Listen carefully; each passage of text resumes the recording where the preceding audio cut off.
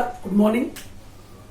आज हम इकोनॉमिक्स के पार्ट 5 लेक्चर्स को स्टार्ट करेंगे, जिसमें हमारा आज का क्वेश्चन है criticism of the law of diminishing marginal utility.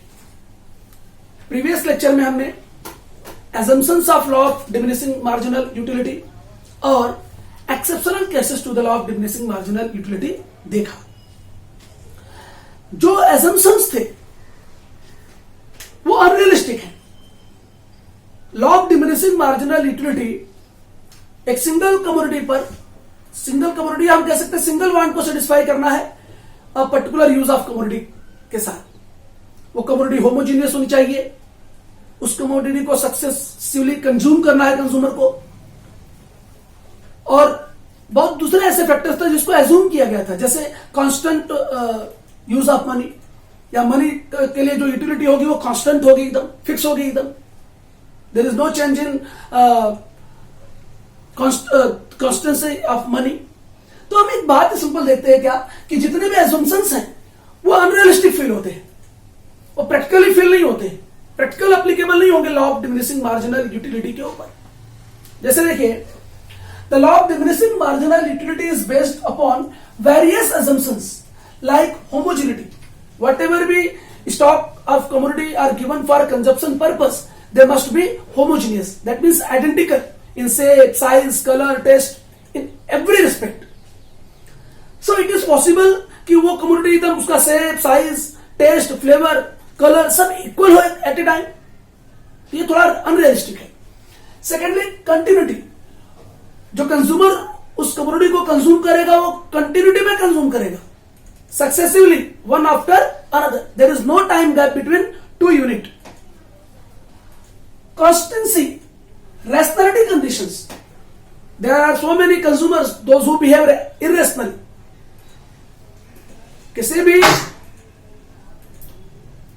किसी भी अगर हम अर्थव्यवस्था में देखते हैं तो दो टाइप के कंज्यूमर होते हैं।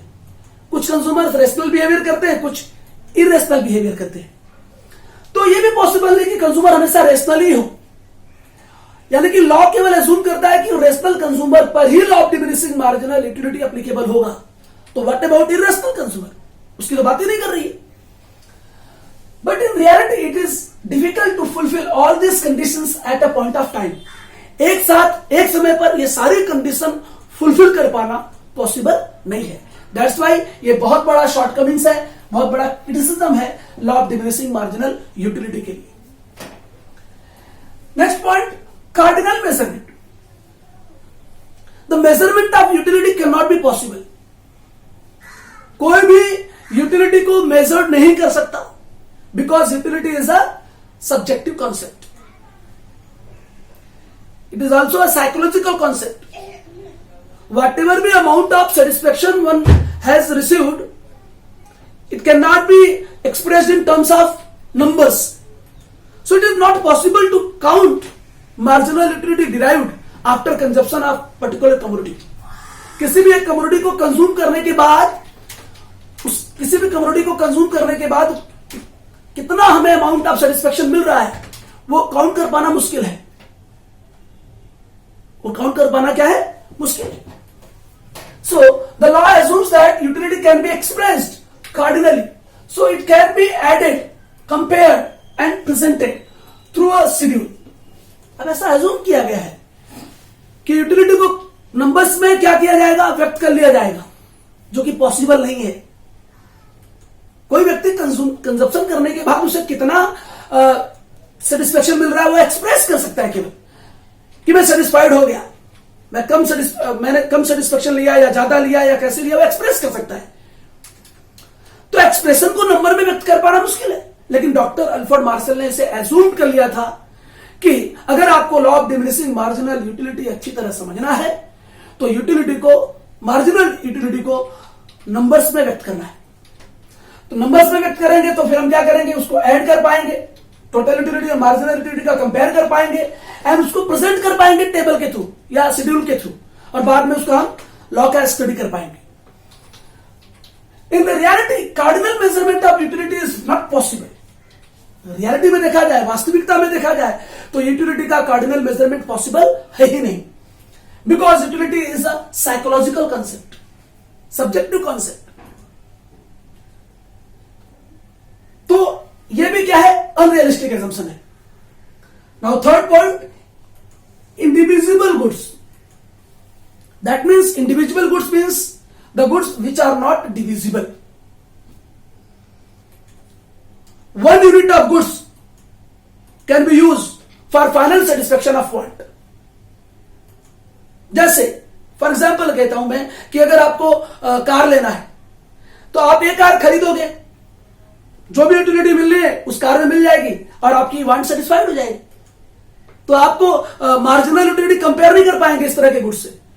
अब ऐसा तो है नहीं कि हमने अगर अपनी marginal law of marginal diminishing marginal utility को हमें व्यक्त करना है तो इसके लिए हमें क्या करना होगा, एक कार, दूसरी कार, तीसरी कार खरीदना है और पहली कार में ज्यादा मार्जिनल यूटिलिटी है, दूसरी में और कम, तीसरे में और कम। ऐसा पॉसिबल है क्या? इसका मतलब law of diminishing marginal utility इस तरह के गुड्स पर अप्लीकेबल नहीं होता है। जो गुड्स बहुत हैवी गुड्स होते हैं, जो बहुत बल्कि गुड्स होते हैं, जिनका सिंगल यूनिट यूज करने से ही हम सेटिस्फाइड हो जाते हैं, ऐसे गुड्स को हम इंडिविजिबल गुड्स कहते हैं और इंडिविजिबल गुड्स पर law of diminishing marginal utility applicable नहीं होता है। क्या कहता है लॉ? देखिए क्रिटिसिज्म क्या इसका है, indivisible goods that means bulky goods, the law is not applicable to indivisible and bulky goods. Bulky goods मतलब हैवी गुड्स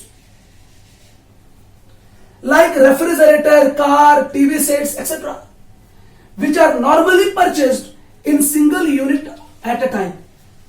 एक दिए गए समय पर हम इसका केवल एक सिंगल यूनिट परचेस करते हैं और हम सेटिस्फाइड हो जाते हैं।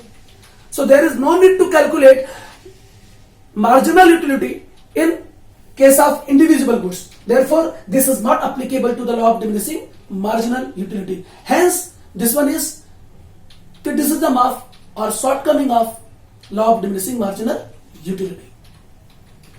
Next point is constant marginal utility of money. ये बहुत जबरदस्त पॉइंट है। Marginal utility of money is constant, ये तो सब जानते हैं। किसी भी कंज्यूमर की या किसी भी एक पर्सन की मार्जिनल यूटिलिटी मनी के लिए कम हो सकती है क्या? बोलिए, कम हो सकती है क्या? नहीं। It is not possible for any single person. कोई ये बोले कि नहीं यार पैसा आ रहा है, मेरी यूटिलिटी कम हो गई, ये पॉसिबल नहीं है। Marginal utility of money is always constant, हमेशा कांस्टेंट रहती है।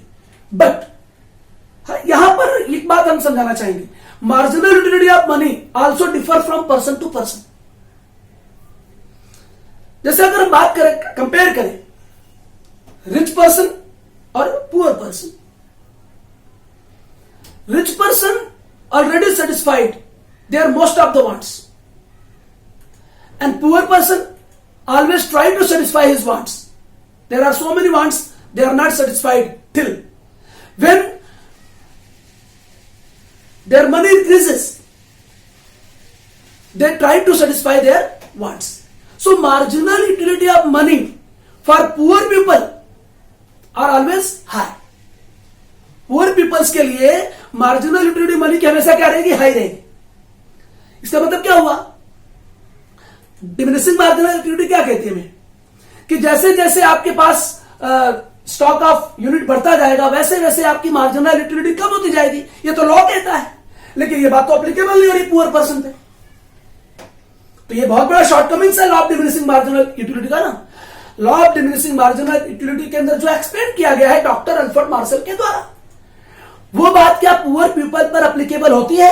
नहीं होती है। तो इसलिए सबसे बड़ा इसका क्रिटिसिज्म यही होता है कि पुअर पर्सन पे मार्जिनल यूटिलिटी ऑफ मनी जो है वो कॉन्स्टेंटली बनी रहेगी कंटिन्यूअसली। तो the law assumes that marginal utility of each unit of money remains constant. वो तो सही बात है, चाहे वो गरीब हो, अमीर हो, कोई भी टाइप का कंज्यूमर हो, सबके ऊपर ये एक साथ एप्लीकेबल होता है कि प्रत्येक यूनिट ऑफ मनी के लिए सबकी मार्जिनल यूटिलिटी उसमें क्या रहेगी? बरकरार रहेगी। किसी की भी मार्जिनल यूटिलिटी कम नहीं होने वाली मनी के लिए, कभी नहीं, never. So however critics argues that marginal utility of money differ from person to person.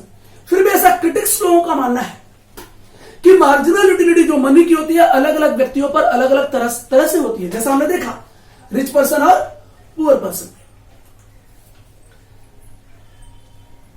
It is influenced by change in price, stock of money etcetera. Price change होती है।